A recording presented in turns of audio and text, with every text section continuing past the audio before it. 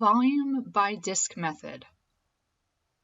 Up until now, we have only ever found the volume of common solids such as cones, pyramids, cylinders, and prisms.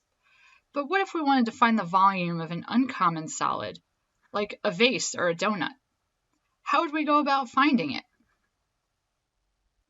The volume formulas that we know don't work on their own. The solids are too complex. However, integrals can be used to find volume, similar to how we've been finding the area. By breaking up the solids into an infinite number of much smaller ones, whose volume we can find. But before we go into that, let's discuss how solids can be created in the coordinate plane.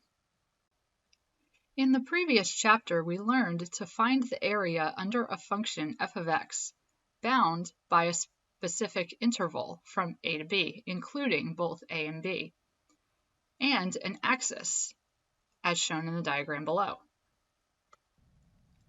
A solid of revolution is the result of rotating that function f of x around an axis to create a 3D object. To better visualize this, tape a small piece of paper or a post-it note to a pencil that represents the axis. You can modify the shape of the paper as desired.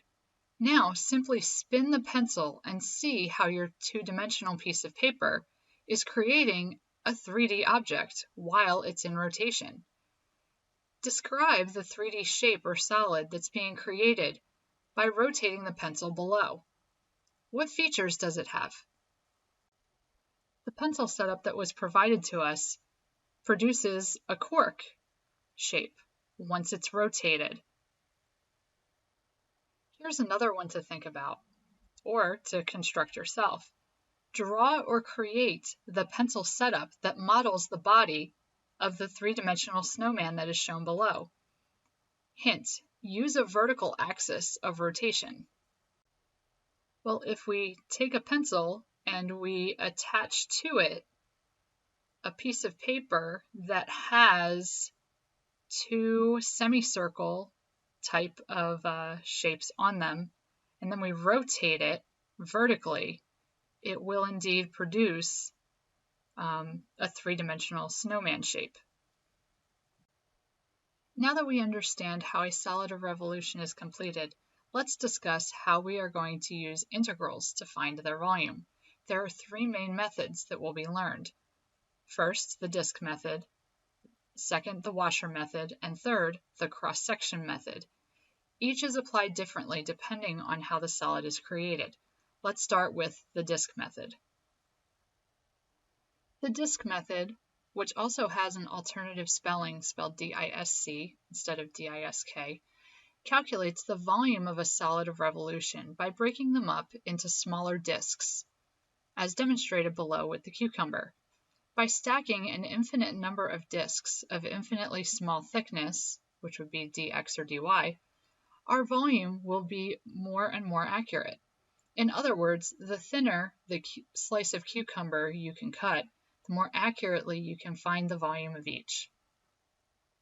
This can be a difficult concept to visualize, and a 3D simulation can be very helpful. Click the link below to launch a representation of what occurs when we use the disk method to find volume. It's recommended to select the box titled Show N Rectangles. So here it is, Show N Rectangles. And also Show N Disks. And we have both of those checked, so we should be set there. Then slide the toggle allowing N to get larger and larger. So if we take this N value and we increase it, notice we get more rectangles and more little disks showing over here in the three-dimensional version.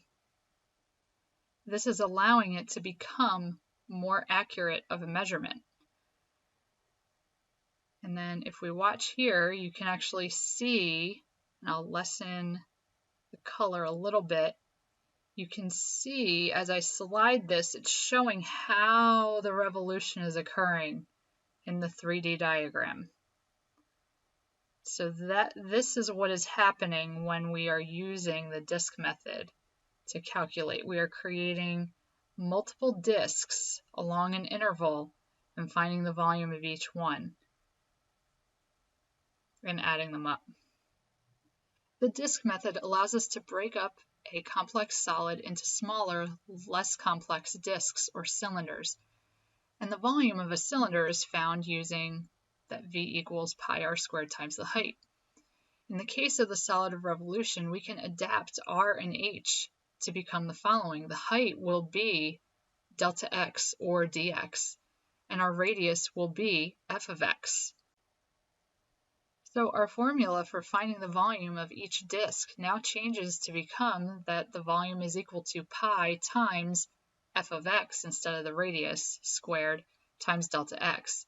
And similar to finding the area under a curve, the integral with the above formula can be written to account for an infinite number of disks within the interval from A to B, including both endpoints, that the solid is being revolved around. In order to find the total volume, we would then have pi times the integral from A to B of f of x squared dx. And it's important to note that this represents the volume of a solid that is revolved around the x-axis. The formula for a revolution around the y-axis is very similar. It's still going to be pi times the integral from A to B, but instead of f of x and dx, we have f of y being squared and dy.